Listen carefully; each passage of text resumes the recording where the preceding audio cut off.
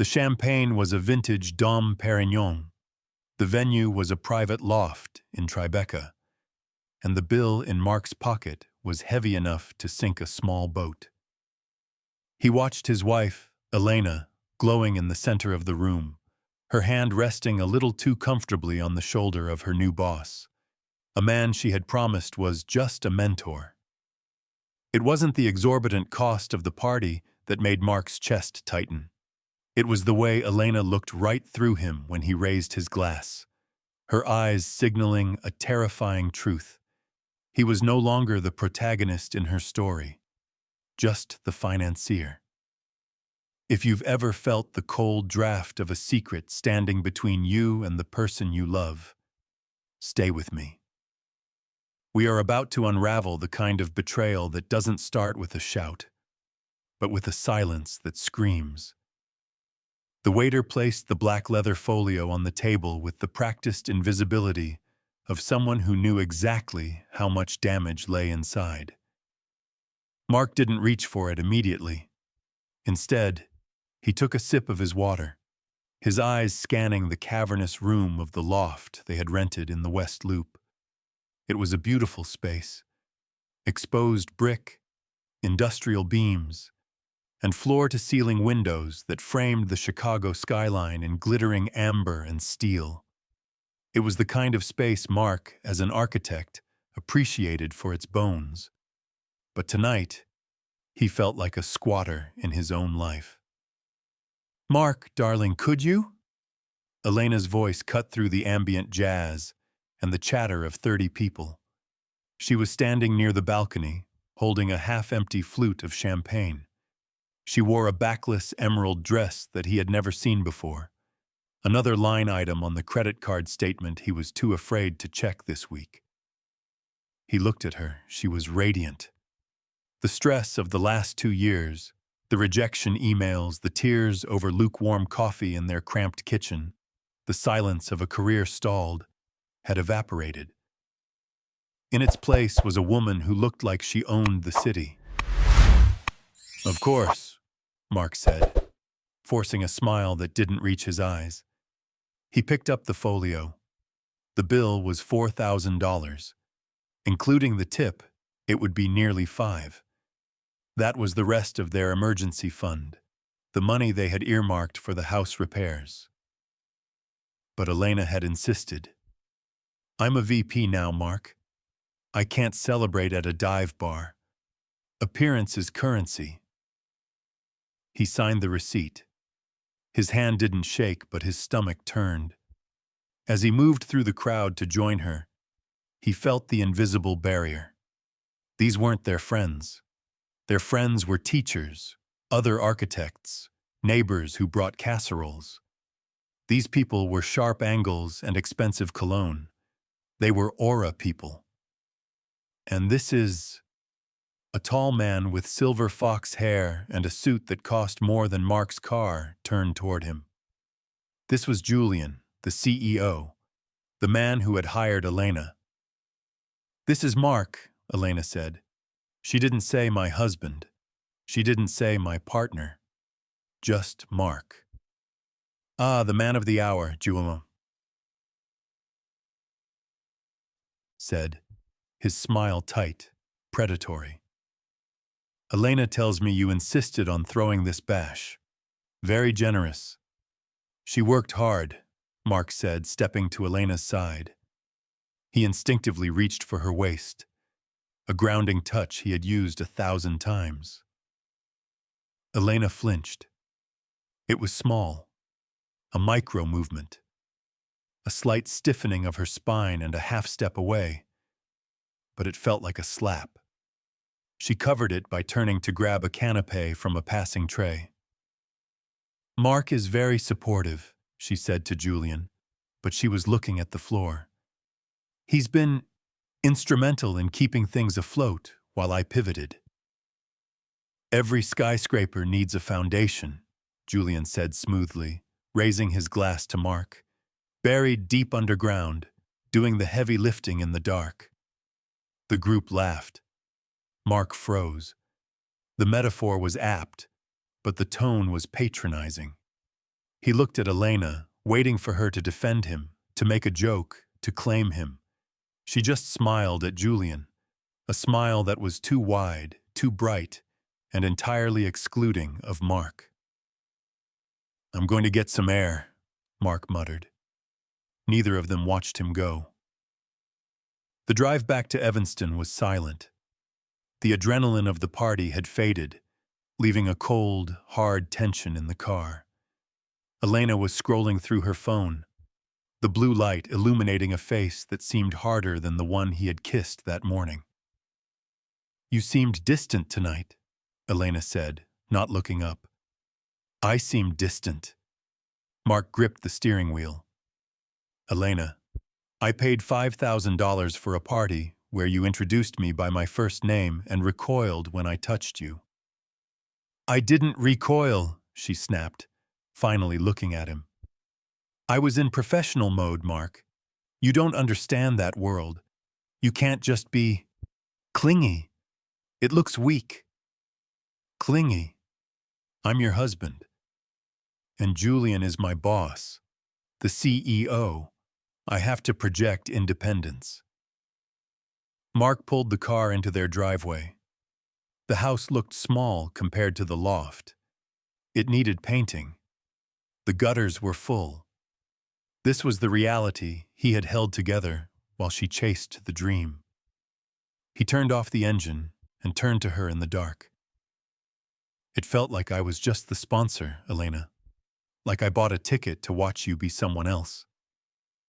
Elena sighed, a sound of deep, exhausted irritation. She opened the door, letting the chill autumn air in. "You want to know the truth, Mark?" She paused, one foot on the pavement. "You paid for the party because that's what you're good at. You're stable. You're safe. You handle the logistics." "Is that all I am? Logistics?" She looked back at him, her eyes devoid of the warmth he had spent 10 years protecting. "You fit the life I had when I was struggling," she said. Her voice was terrifyingly calm. "But tonight, looking at you standing next to Julian and my new team, you just looked small. I needed the party to show them I belong, and I need you to pay for it because, frankly, Mark, someone has to pay for the view while I'm the one climbing to the top." She slammed the car door and walked toward the house, her heels clicking on the pavement like a countdown. Mark sat in the driver's seat, the engine ticking as it cooled. The explanation hung in the air, heavier than the debt, sharper than the cold. She hadn't just insulted him, she had demoted him. He looked at his phone. A notification from the bank. Transaction approved, $4,850. He stared at the glowing screen until it went black. The morning light in Evanston was nothing like the amber glow of the Tribeca loft. It was gray, flat, and unforgiving, filtering through the blinds Mark had forgotten to close. He hadn't slept, or rather, he had drifted in and out of a shallow, anxious doze, his mind replaying the sound of the car door slamming over and over again. Someone has to pay for the view. Mark sat at the kitchen island, staring into a mug of black coffee that had gone cold. The house was quiet, the kind of heavy silence that usually precedes a storm, but from the master bedroom, he heard the cheerful, rhythmic hum of a hairdryer.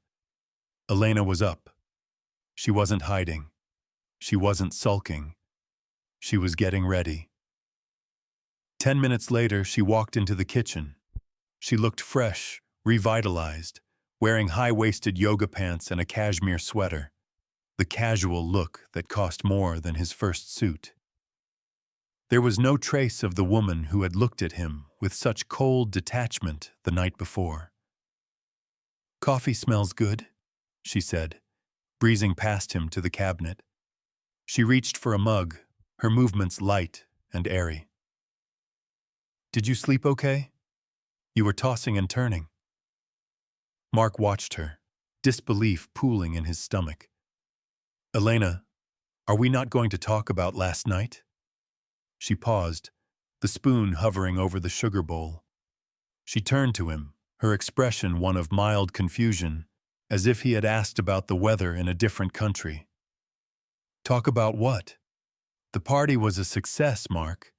Everyone loved the venue. Julian was impressed." "I'm not talking about the venue," Mark said, his voice low. "I'm talking about what you said in the car. You said I looked small. You said I was just logistics." Elena sighed, dropping the spoon with a clatter. It was a sound of impatience, the sound a parent makes at a petulant child. She leaned against the counter, crossing her arms. "Mark, you're doing that thing again." "What thing?" "You're fixating on the negative because you're insecure," she said, her tone clinical, reasonable. "I was exhausted. I was coming down from a massive adrenaline high. I needed you to understand the pressure I'm under. And instead of listening, you made it about your feelings. You personalized a professional necessity. You called me a foundation that stays in the dark," Mark countered, standing up. "That's not professional necessity. That's personal." "It's a metaphor, Mark. Architects use metaphors, don't they?" She took a sip of her coffee, her eyes locking onto his. They weren't angry. They were pitying. "Look, I'm sorry if my delivery was harsh, but the reality is, things are changing. I'm playing in a different league now. I need a partner who can handle the altitude, not one who complains about the air pressure." She walked over and placed a hand on his shoulder. It was meant to be comforting, but it felt patronizing. "Don't ruin this weekend for me. I have so much prep work for Monday." Mark looked at her hand, then at her face. He wanted to scream. He wanted to tell her that altitude didn't excuse cruelty, but the way she framed it, making him the problem, the one who was ruining her success, paralyzed him. He felt the ground shifting, his reality being rewritten in real time. "I'm not trying to ruin anything," he muttered, hating the weakness in his voice. "Good." She patted his shoulder and turned back to the counter where her phone was charging. Just then, the screen lit up. The vibration buzzed against the granite countertop, a harsh, insect-like sound in the quiet kitchen. Mark was closer.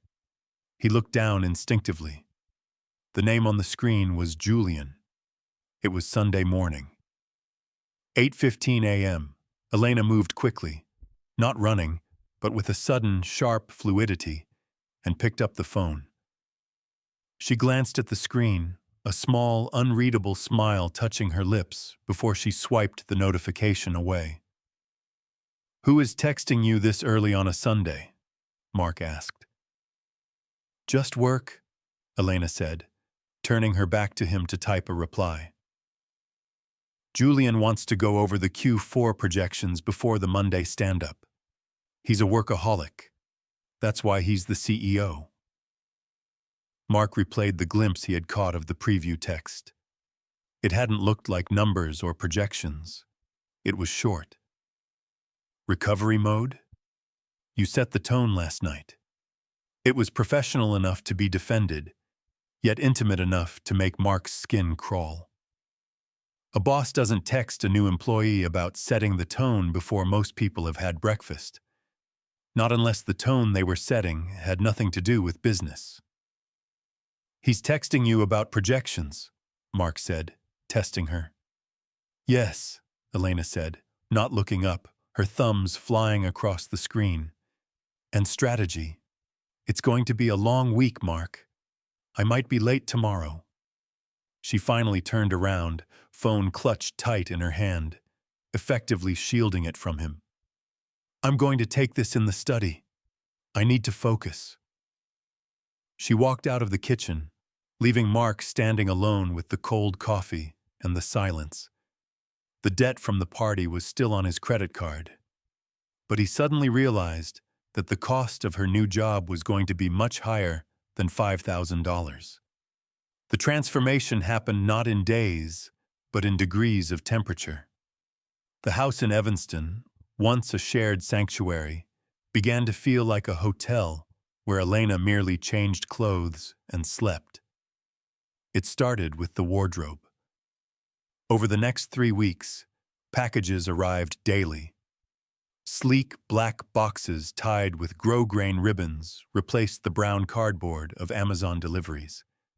The soft cardigans and floral prints Elena used to wear, clothes that invited a hug, were packed away into the attic. In their place hung rows of architectural blazers, silk blouses that required dry cleaning, and pencil skirts that allowed for movement but not relaxation. She looked sharp. She looked expensive. She looked like she belonged to someone else. Mark tried to adjust. He told himself this was just the ramp-up phase, but the hours were brutal. Elena left before the sun was fully up and returned long after dinner had gone cold. Her phone, once left casually on the coffee table, was now always in her hand or face down on the nightstand, vibrating with a frequency that set Mark's teeth on edge. On a Tuesday, trying to bridge the widening silence, Mark decided to surprise her. He left his firm early, driving into the city with a takeout bag from Katsuya, her favorite sushi spot from back when they celebrated tiny victories, like a tax refund or a good review. The Aura headquarters was a monolith of glass and steel in the loop, piercing the sky like a needle. Mark walked into the lobby, feeling instantly underdressed in his corduroy jacket and boots. The air inside was recycled and cool, smelling faintly of ozone and ambition. He approached the reception desk. A young woman with a headset and a gaze that could cut glass looked up. "Can I help you?" "I'm here to see Elena Vance," Mark said, lifting the bag slightly. "I'm her husband. I thought I'd surprise her with lunch." The receptionist didn't smile. She didn't type anything. She just looked at him with a practiced, polite obstruction. "Ms. Vance is in back-to-back strategy meetings until 4. She left strict instructions not to be disturbed." "I don't need a meeting," Mark said, forcing a chuckle that sounded hollow in the vast lobby. "I just want to drop this off. Say hello for 2 minutes." "I can't let you up without a pass, sir. And I can't issue a pass without authorization." "I'm her husband," Mark repeated, the words feeling heavy and useless, like an expired currency. "I understand, but policy is policy." Just then, the elevator banks behind the desk chimed. A group of people walked out, the sound of their laughter echoing against the marble floors. Mark froze. Elena was in the center of the group. She wasn't in a meeting. She was walking toward the exit, flanked by 2 other executives and Julian. She was laughing, a throaty, genuine laugh he hadn't heard in months. Her hand was animated, gesturing in the air, and as she spoke, Julian watched her with a look that was proprietary. He wasn't looking at her like a boss looks at an employee. He was looking at her like a collector looks at a prized acquisition. Mark stepped forward, about to call her name, but then he saw it. Julian reached out and adjusted the lapel of Elena's new blazer, his fingers lingering against the fabric near her neck for a second too long. It was a grooming gesture, intimate, possessive, and Elena didn't pull away. She leaned into it, just a fraction of an inch. Mark stepped back behind a pillar, his heart hammering against his ribs. He felt a wave of nausea so strong he nearly dropped the bag. He wasn't the husband surprising his wife. He was the intruder witnessing a private moment between 2 people who spoke a language he didn't understand. The group swept past the reception desk and out the revolving doors, heading toward a waiting black SUV. They never saw him. Mark stood in the lobby for a long time. The receptionist cleared her throat. "Sir, you can leave the food here if you want. I'll see that she gets it." Mark looked down at the bag. The sushi was probably warm by now. "No," Mark said, his voice raspy. "No, that's okay. She's probably not hungry." He turned and walked back out into the gray Chicago afternoon. He walked 2 blocks before dumping the $40 lunch into a public trash can. That night, when Elena came home at 9:30 p.m., she didn't mention lunch. She didn't mention seeing him. She kicked off her heels and sighed. "God, what a day. Back-to-back meetings. I didn't even have time to eat." Mark sat on the couch, the lie washing over him like cold water. He looked at her, really looked at her, and realized the woman standing in his living room was an excellent actress. "You must be starving," Mark said quietly. "Starving," she agreed, heading for the wine fridge. "Did you pay the Visa bill, by the way? I had to pick up a few things for the trip to Aspen." Mark stopped breathing for a second. "Aspen? Oh, didn't I tell you?" She poured a glass of Sauvignon Blanc, her back to him. "Executive retreat. Next weekend. Mandatory." She turned around and smiled, but her eyes were empty. "It's just business, Mark. Don't look so worried." The bedroom felt less like a sanctuary and more like a staging ground. On the bed, an open Rimowa suitcase lay like a gaping mouth, waiting to be fed. It was Thursday night. The flight to Aspen was at 6 a.m. on Friday. Mark sat on the edge of the ottoman, watching Elena move between the closet and the bed. She was efficient, methodical, packing with the precision of someone who had done this 100 times in her head. There was no chaos, no, "Honey, have you seen my charger?" There was only a wall of focused silence. "Do you have the itinerary?" Mark asked. His voice sounded loud in the quiet room. Elena didn't look up from folding a silk blouse. "It's on the shared calendar, Mark." "Why?" "Just wondering, in case of an emergency." "There won't be an emergency," she said, smoothing a crease. "And if there is, call my assistant. We'll be in sessions most of the day. Cell reception at the lodge is spotty." Spotty. The universal code for "don't call me." She turned back to the closet to grab a pair of boots.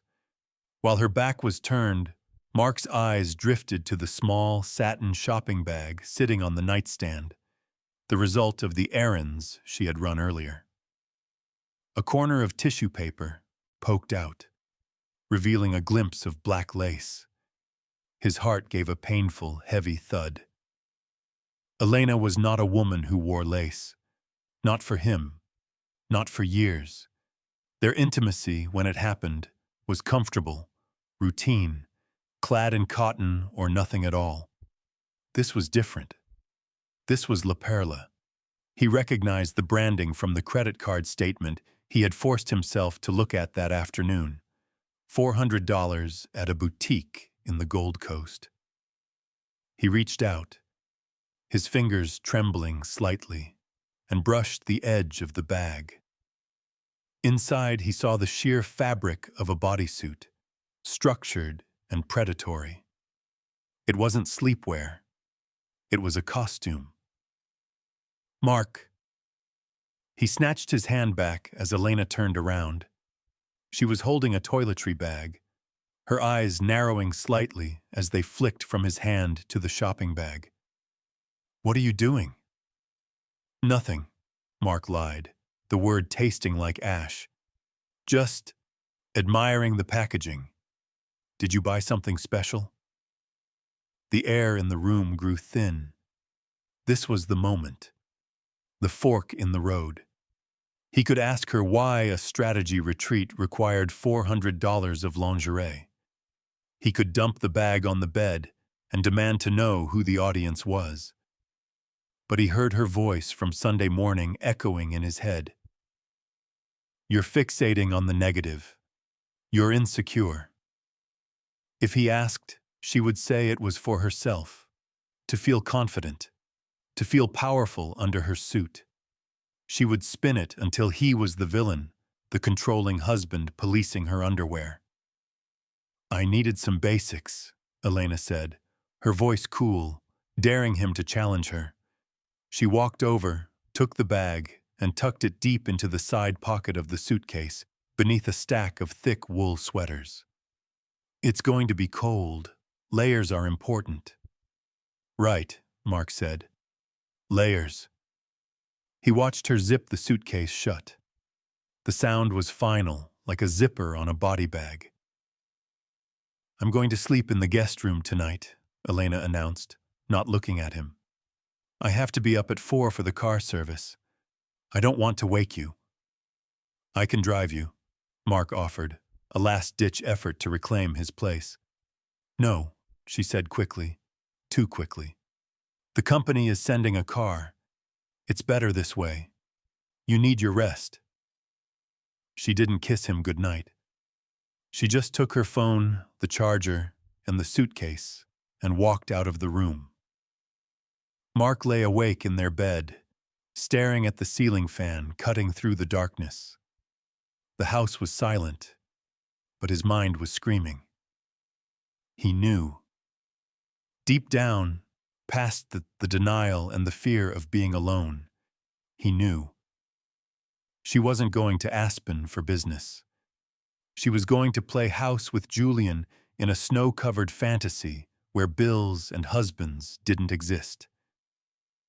At 4:15 a.m., he heard the front door open. He got out of bed and went to the window, peering through the blinds. A black SUV was waiting at the curb. The driver wasn't a stranger in a generic livery uniform. The driver stepped out to open the trunk. It was a man in a dark coat, silver hair catching the street lamp light. It wasn't a hired car. It was Julian. Mark watched as Elena walked down the driveway. She didn't look back at the house. She didn't hesitate. Julian took her suitcase, his hand brushing hers, and then he opened the passenger door for her, not the back seat, the front. Elena slipped inside. Julian closed the door, walked around to the driver's side, and they drove away, taillights fading into the mist. Mark stood at the window until the street was empty again. He wasn't just observing a business trip anymore. He was the sole witness to a crime scene, and the victim was his own life. He turned away from the window and walked back to the nightstand. His eyes landed on her old laptop, the personal MacBook she had left behind in her rush to pack the new company-issued iPad. He opened the lid. The screen glowed to life, asking for a password. Mark knew the password.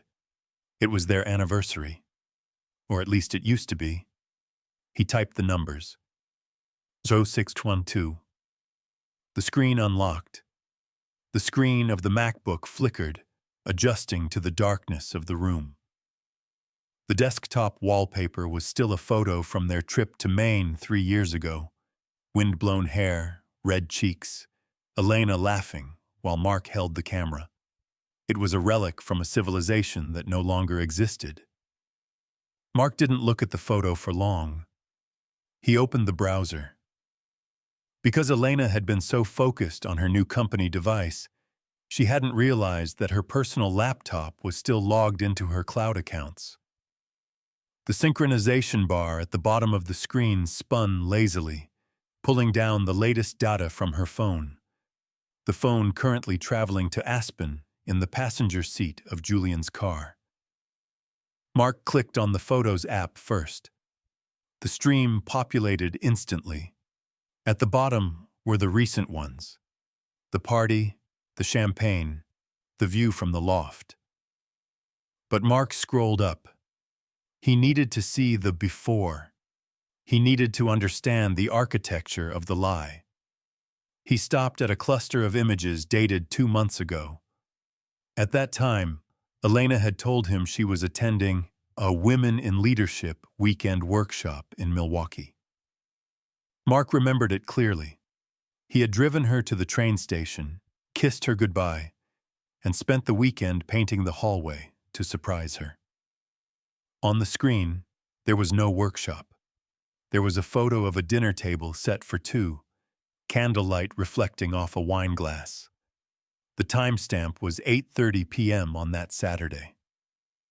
In the background of the shot, slightly blurred but unmistakable, was a man's hand resting on the tablecloth.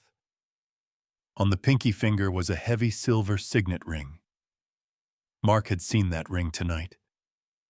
He had seen it gripping the steering wheel of the SUV. He scrolled further.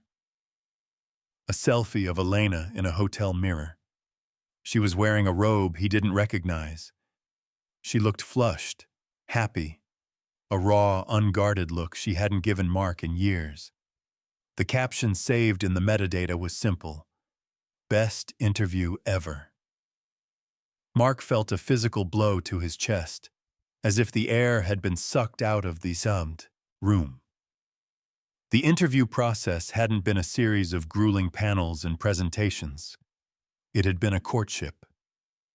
He switched to the mail application. He searched for Julian. Dozens of threads appeared. He bypassed the recent work-related ones and went to the oldest. The subject line: your application. The date was 4 months ago. Elena, your portfolio is impressive, but you're even more impressive. I think we can skip HR for the initial round. Let's discuss your potential over dinner. I know a place where we won't be interrupted. J. Mark read the replies. He watched the tone shift from professional politeness to flirtatious banter, and finally, to blatant intimacy. He read emails where Elena complained about Mark, about his safe choices, his lack of ambition, his suffocating support. He's a good man, she had written in an email dated 3 weeks ago. But he's an anchor. I need a sail. I feel alive with you, Julian. I feel like I'm finally seen. Mark sat back in the chair, the glow of the laptop illuminating the tears that were finally, silently, tracking down his face. He wasn't just a husband who had been cheated on. He was a fool who had financed his own replacement. He had paid for the clothes she wore to seduce him. He had paid for the gas she used to drive to their trysts. He had comforted her when she faked stress about getting the offer, while she was likely in bed with the CEO. The job wasn't a job. It was a kept woman's allowance, formalized with a title and a 401k. Mark looked at the timestamp of the most recent email, sent just yesterday. Subject: Aspen Logistics. Can't wait to get you out of that house. The suite is booked. Just us. No reception, no husband, no noise. Mark's hand moved to the mouse. He didn't smash the computer. He didn't scream. A cold, terrifying clarity washed over him, drying the tears. The sadness was evaporating, replaced by a forensic need for preservation. He opened a new folder on the desktop. He named it Project Foundation. He began to drag and drop. He exported the emails as PDFs. He downloaded the photos. He screenshot the text messages that were syncing in real time. He found the bank transfers masked as consulting fees before she was officially hired. He worked for 3 hours, until the sun began to bleed gray light through the blinds. By the time he was finished, he had a complete dossier of the affair. He transferred everything to an external hard drive, then ejected it. He closed the laptop. He stood up and walked to the window. The street was empty. The house was silent. Mark felt lighter, but it was the weightlessness of ash. He knew what he had to do next. He wasn't going to call her. He wasn't going to beg. He was going to wait. And when she came back, She wouldn't be coming home to Mark the husband. She would be coming home to Mark the architect, ready to demolish the structure she thought was standing on solid ground. The front door unlocked with a cheerful click at 7 o'clock p.m. on Sunday. Mark was in the kitchen, chopping vegetables for a pot roast that had already been in the oven for 3 hours. The house smelled of thyme and slow-cooked beef, the scent of domestic stability. "Honey, I'm home!" Elena's voice floated down the hallway, light and musical. It was the voice of a woman who had just had the best weekend of her life. Mark wiped his hands on a dish towel, took a breath that expanded his ribs against his shirt, and walked out to meet her. She was dropping her bags in the foyer. Her cheeks were flushed with a healthy, wintry pink. Her hair, usually sprayed into submission for work, looked softer, looser. She looked younger. She looked like she had been loved. "Hey," Mark said. He didn't move to hug her. He leaned against the archway, crossing his arms. "How was Aspen?" "Exhausting, but amazing," Elena said, shrugging off her coat. She didn't seem to notice his physical distance. She was too busy vibrating with her own energy. The sessions were intense. Julian really pushed the team on the 2025 vision. "My brain is fried." "And the hotel?" Mark asked. "Comfortable?" "Oh, it was fine. Standard corporate lodge. Nothing fancy." She walked over and pecked him on the cheek. She smelled of crisp mountain air and a muskier, masculine scent, sandalwood and expensive tobacco. It wasn't Mark's scent. "I missed you, though." The lie was so smooth it almost impressed him. "I missed you too," Mark said flatly. "Did you get any reception?" "I didn't want to text and interrupt." Elena headed for the kitchen, pouring herself a glass of water. "Barely a bar. It was actually nice to disconnect. Just focus on the work, you know?" Mark watched her drink. He knew for a fact that she had texted Julian 47 times on the drive up and sent 3 photos from the suite where the Wi-Fi was perfectly strong. "I made roast," he said. "Perfect. I'm starving." Dinner was a masterclass in dissociation. Mark sat across from his wife, cutting his meat into precise squares, listening to her fabricate a reality that didn't exist. She talked about breakout groups and marketing synergy. She complained about a colleague named Sarah who wouldn't stop talking during the keynote. She was building a skyscraper of lies, brick by brick, not realizing Mark had already seen the blueprints. "Did you guys go out at all?" Mark asked, pouring more wine into her glass. "See the town?" "One night," she said, taking a sip. "Just a quick team dinner. Everyone was in bed by 10. You know how Julian is. Work hard, sleep fast." Mark gripped his fork. "I know exactly how Julian is." "Well, I'm glad you're back," Mark said. "It was quiet here." "I bet." She reached across the table and squeezed his hand. "You're so good to me, Mark, keeping the home fires burning." Mark looked at her hand, the manicured nails, the wedding ring that sat on her finger like a prop. He didn't pull away. He let her touch him, feeling the absolute zero temperature of her affection. She didn't love him. She loved that he was there. She loved the audience. The next morning, after Elena left for the office, humming as she went, Mark called in sick to his firm. He drove into the city, but not to his office. He went to a limestone building on LaSalle Street, taking the elevator to the 40th floor. Robert Klein was a divorce attorney who cost $600 an hour. His office smelled of old leather and aggressive litigation. He listened to Mark for 20 minutes without interrupting, his pen tapping rhythmically on a yellow legal pad. You have the emails? Klein asked. Yes, and the bank statements, and the photos. Good. Klein leaned back. Here's the situation, Mark. Illinois is a no-fault state. The court doesn't generally care about the affair itself when it comes to the divorce decree. Cheating isn't a crime. Mark felt a sinkhole open in his stomach. So it doesn't matter? She can just walk away? The act doesn't matter for the divorce, Klein clarified, a shark-like glint in his eye. But the money does. You said you paid for a $5,000 party? You said she used joint funds for hotels, lingerie, dinners prior to her employment? Yes. That is called dissipation of marital assets, Klein said. She used community money to facilitate an extramarital affair. We can claw that back. But more importantly, her income has quadrupled. You supported her during her unemployment. That entitles you to maintenance. Klein leaned forward. However, the real leverage here isn't the law. It's the job. She's a new VP.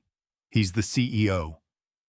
Most companies have strict non-fraternization policies, especially between direct reports. If this gets out, it's not just a divorce. It's an HR nightmare. It's a scandal. Mark thought about the way Julian had looked at him at the party. The foundation doing the heavy lifting in the dark. I don't want to blackmail her, Mark said quietly. It's not blackmail, Klein said, closing the file. It's negotiation. You have the truth. She has a reputation to protect.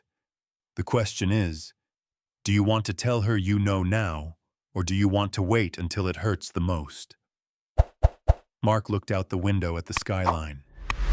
Somewhere in those glass canyons, Elena was sitting in Julian's office, probably laughing about the safe husband at home. I have a plan, Mark said. There's a company gala on Friday. Everyone will be there. Klein smiled. It wasn't a nice smile. Then I suggest you don't serve her the papers until Saturday morning. The Aura Future Horizons Gala was held in the Grand Ballroom of the Peninsula Hotel.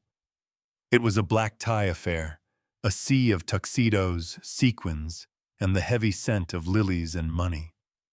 Elena had told Mark that spouses weren't invited.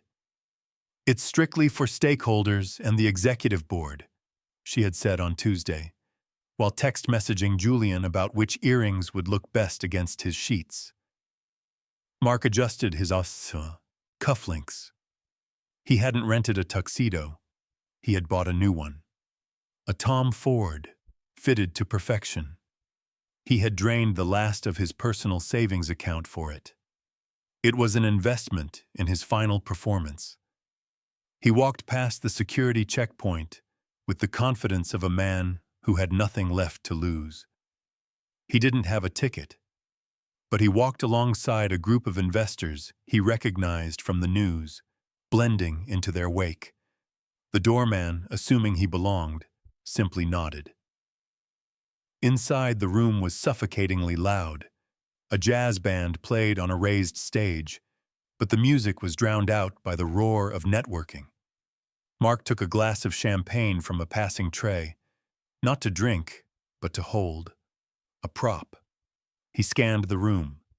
It didn't take long to find them. They were standing near the floor-to-ceiling windows that overlooked the magnificent Mile. They thought they were being discreet, but to Mark, their body language was screaming. They stood too close. Elena was laughing at something Julian whispered, her head tilted back, exposing her throat. Julian's hand wasn't touching her, but it was hovering near her elbow, creating a magnetic field of intimacy that excluded everyone else in the room. Mark moved through the crowd. He felt like a ghost haunting a celebration of his own murder. As he got closer, he saw the dress. It was gold, backless, shimmering like liquid metal.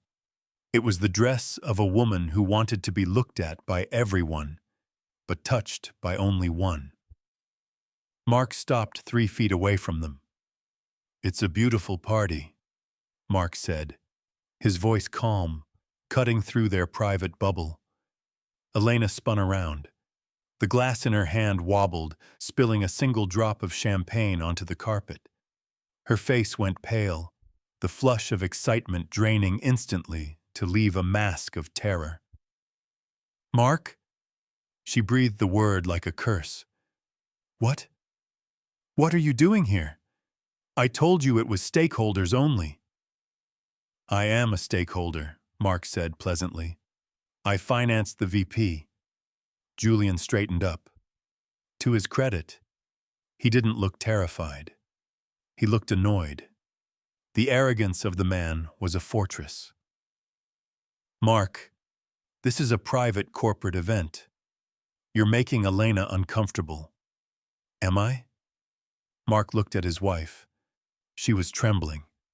Her eyes darted around the room, checking to see if anyone was watching. The fear in her eyes wasn't for her marriage. It was for her image. "I didn't come to stay," Mark said, stepping into the space between them. He lowered his voice so that only they could hear. It was an intimate volume, the tone of a secret shared between conspirators. "I just came to return something." He reached into his tuxedo pocket. Julian flinched, perhaps expecting a weapon. Elena took a sharp breath. Mark pulled out a USB drive. It was small, silver, and unassuming. "What is that?" Elena whispered. "It's the foundation," Mark said, looking directly at Julian. "You like metaphors, don't you, Julian? You said I was the foundation doing the heavy lifting in the Yas. Dark." He pressed the USB drive into Julian's hand. Julian took it reflexively. "It's all there," Mark continued, his voice devoid of emotion. "The emails from 4 months ago, the flight logs, the hotel receipts from the interview process, the dissipation of marital assets to fund your little weekend in Aspen, and, of course, a copy of the Aura employee handbook regarding executive relationships with direct reports." Julian's hand closed tight around the drive. His jaw clenched, a muscle feathering in his cheek. The arrogance evaporated, replaced by the cold calculation of a man realizing he had stepped into a trap. "You're bluffing," Julian hissed. "Am I?" Mark smiled. It was a terrifying smile, sharp, cold, and final. "Check the timestamp on the email I just sent to the board of directors. It went out 5 minutes ago." Elena made a small, choked sound. She reached for Mark's arm. "Mark, please. Don't do this. Not here. We can talk about this." Mark looked at her hand on his sleeve. The hand that had adjusted Julian's lapel. The hand that had thrown away 10 years of marriage for a better view. He gently removed her hand, as if picking off a piece of lint. "We're done talking, Elena. You wanted the skyscraper? You wanted the high life?" Mark stepped back, creating a chasm between them. "I hope you enjoy the fall." He didn't wait for a response. He turned his back on them, on the gold dress, the silver-haired CEO, and the life he had bankrolled. He walked toward the exit, placing his full champagne glass on a waiter's tray as he passed. Behind him, the band played on, but for Elena and Julian, the music had stopped. Mark walked out into the cool Chicago night, unbuttoning his tuxedo jacket, breathing the first lungful of clean air he had tasted in months. 3 months later, the snow in Chicago had turned to gray slush, the kind that clung to boots and refused to melt. Mark stood in the center of the living room in Evanston one last time. The house was empty. The furniture was gone. The walls were bare. and the echoes of 10 years of marriage bounced off the hardwood floors. It had sold quickly. The market, unlike his marriage, was robust. He heard the front door open, followed by the clicking of heels. He didn't turn around immediately. He knew the cadence of those steps, though they sounded heavier than he remembered. "I didn't think you'd be here," Elena said. Mark turned. She was wearing a trench coat belted tightly at the waist. She looked impeccable, as always, but there was a brittleness to her features. The glow from the Aspen trip had faded, replaced by a subtle, permanent tension around her mouth. "Just doing a final walkthrough before the closing," Mark said. "Checking for ghosts." Elena managed a weak smile. She walked into the room, her eyes scanning the empty space where their sofa used to be. "It looks so small when it's empty." "It was always this size," Mark said. "You just outgrew it." The settlement had been finalized 2 days ago. It was a sterile, bureaucratic end to a decade of life. Thanks to the evidence Mark had provided and the looming threat of a public HR scandal, Julian's lawyers had been eager to settle quietly. Mark had recouped the money for the party, the consulting fees, and a fair share of the equity. He wasn't rich, but he was whole. "How is everything?" Elena asked, leaning against the doorframe. She looked like a visitor in her own history. "Good," Mark said. "I got a place in Lincoln Square. Smaller, quieter. It has good light." "That sounds nice." She paused, her fingers twisting the strap of her handbag. "Julian is busy. The board investigation was intense. He kept his job, obviously. They just moved me to a different division. Satellite office." She said it casually, but Mark heard the humiliation in it. The power couple narrative hadn't survived the light of day. She was no longer the VP strutting through the headquarters. She was the liability that had been hidden away to protect the stock price. "He's traveling a lot," she added, almost to herself. "Tokyo next week, London after that." "I'm sure he is," Mark said. He felt a strange absence of anger. He looked at this woman who had humiliated him, used him, and discarded him, and he felt nothing but a distant pity. She had traded a husband who waited up for her for a lover who was perpetually in another time zone. She had wanted a skyscraper, but she was living in a wind tunnel. "Mark," she started, her voice cracking slightly. "I know I can't fix this. I know what I did. But do you ever think about us? Before all of this?" Mark looked at the spot on the floor where they used to put the Christmas tree. "I think about the guy who paid for the party," Mark said softly. "I feel bad for him. He didn't know he was just the staff." Elena flinched. She looked down at her shoes. "I didn't mean for it to happen like this. I just wanted more." "You got more," Mark said. He reached into his pocket and pulled out his set of house keys. He placed them on the fireplace mantel. The metal clinked loudly in the silence. "You got everything you asked for, Elena. You have the job.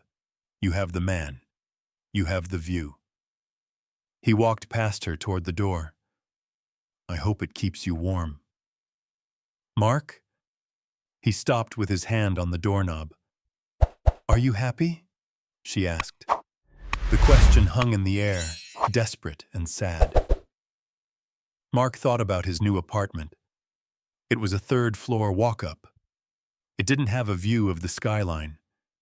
It had a drafting table near the window, a coffee maker that worked, and a silence that didn't demand anything from him. For the first time in 2 years, he wasn't waiting for the other shoe to drop.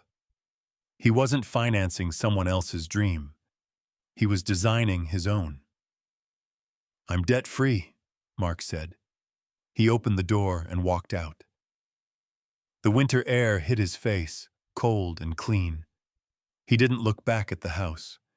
He walked down the driveway to his car, an older model, sedan that he owned outright. He got in, started the engine, and merged into the traffic. As he drove south toward the city, his phone buzzed in the cup holder. He glanced at it. It wasn't a bank notification. It wasn't a demand. It was a text from an old friend, asking if he wanted to grab a beer and watch the game. Mark smiled. It was a small thing, a simple thing. But it was real. He drove on, leaving the skyscraper behind him in the rearview mirror. Finally, beautifully small against the vast, gray sky.